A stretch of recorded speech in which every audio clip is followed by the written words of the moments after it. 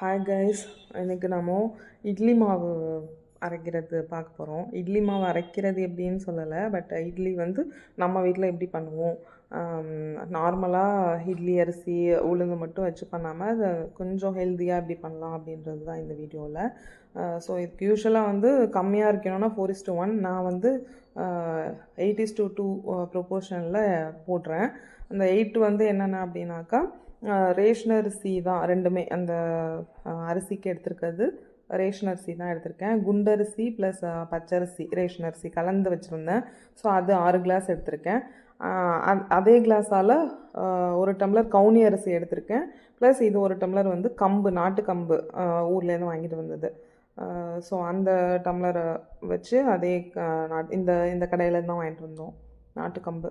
இது 1 tumbler. So பார்த்தீங்கன்னா 6 tumbler அரிசி ப்ளஸ் 1 டம்ளர் கவுனி அரிசி, 1 டம்ளர் நாட்டு கம்பு, மொத்தம் 8 டம்ளர் அரிசி. அப்புறம் இது 8 டம்ளருக்கு ப்ரொப்போர்ஷன் வந்து 2 டம்ளர் உளுந்து வந்து 1 டம்ளர் வெள்ளை உருட்டை எடுத்திருக்கேன். ப்ளஸ் 1 டம்ளர் வெள்ளை கருப்பு உளுந்து, அதுவும் உருட்டு தான், தோலோடு இருக்கும் இல்லையா, அது வந்து 1 டம்ளர்.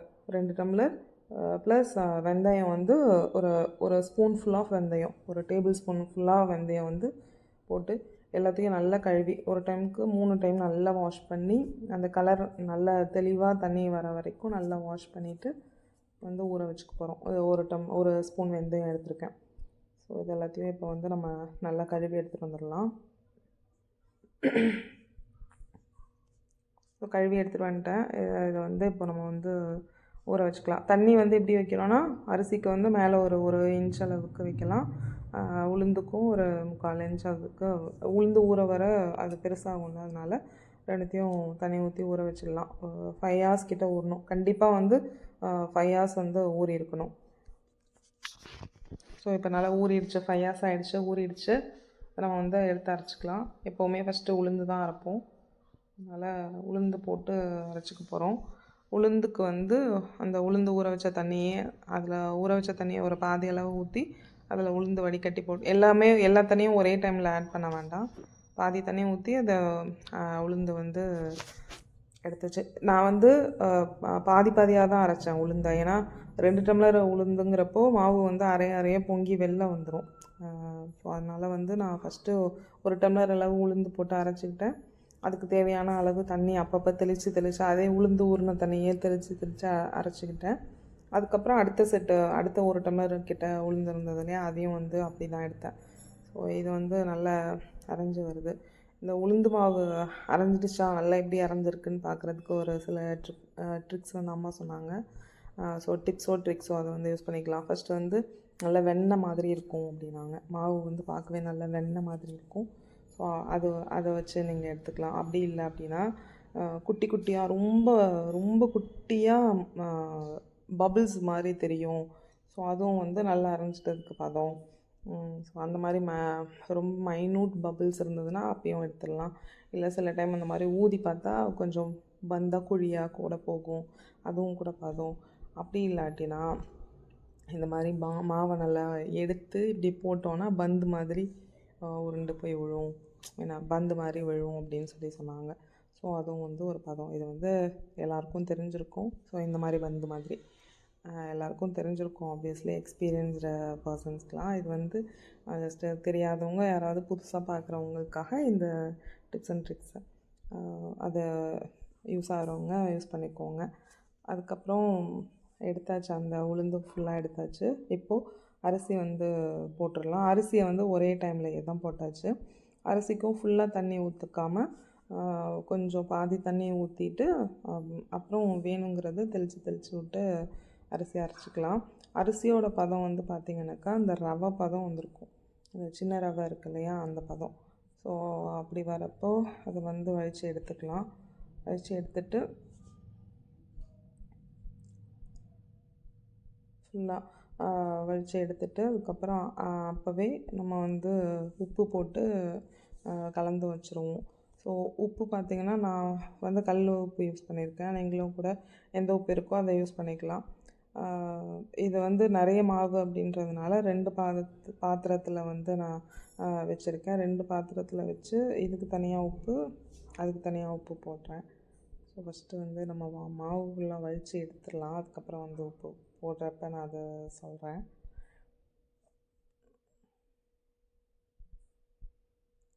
நிறைய மாவு, ஆனால் வந்து சீக்கிரம் காலியாகிடும். பசங்க வந்து இருக்கிறதுனால ஸ்கூலுக்கு போகும்போது அவங்க லஞ்சு ரைஸ் பெருசாக எடுத்துகிட்டு போக மாட்டாங்க. அதனால தான் மாவு அரைச்சி வச்சிடுறது. ஸோ இது வழித்து எடுத்தாச்சு. அதுலேயே கொஞ்சம் கிரைண்டர்லேயே கொஞ்சம் தண்ணி ஊற்றி அலசி அதையும் வந்து எடுத்து வச்சாச்சு.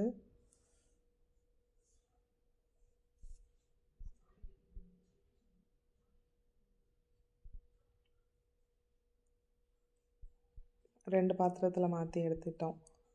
ஏன்னா வந்து பொங்கி ஊற்றிடும் அப்படின்னு சொல்லிட்டு. மாவு வந்து இந்த சின்ன பாத்திரத்தில் இது பெரிய பாத்திரத்தில் இருக்கிறதுக்கு அந்தளவு, ப்ளஸ் சின்ன பாத்திரத்துக்கு இந்தளவு போட்டு அதை நல்லா கரைச்சி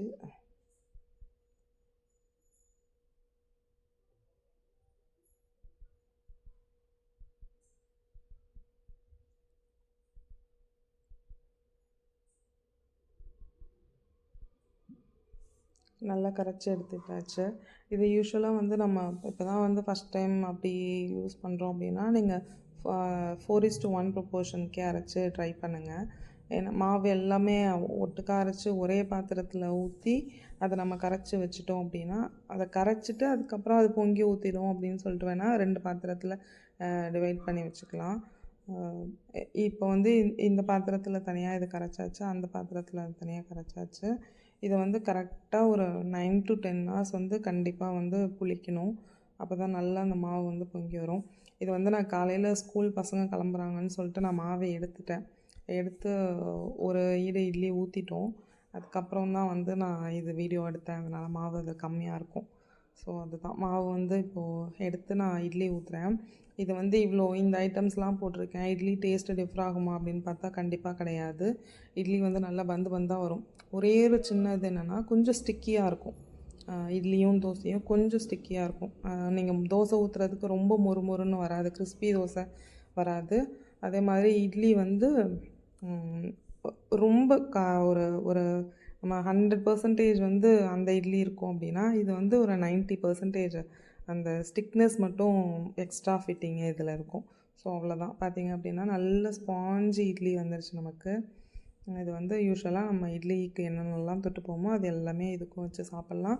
இட்லி டேஸ்ட்லலாம் எந்த டிஃப்ரென்ஸும் கிடையாது. ஸோ பசங்கள்லாம் வந்து தாராளமாக வந்து சாப்பிடுவாங்க.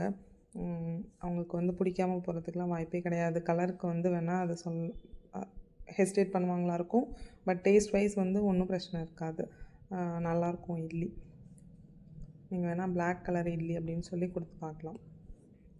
ஸோ இதை ட்ரை பண்ணுங்கள். பிடிச்சதுன்னா கமெண்ட் பண்ணுங்கள், ஷேர் பண்ணுங்கள், சப்ஸ்கிரைப் பண்ணுங்கள்.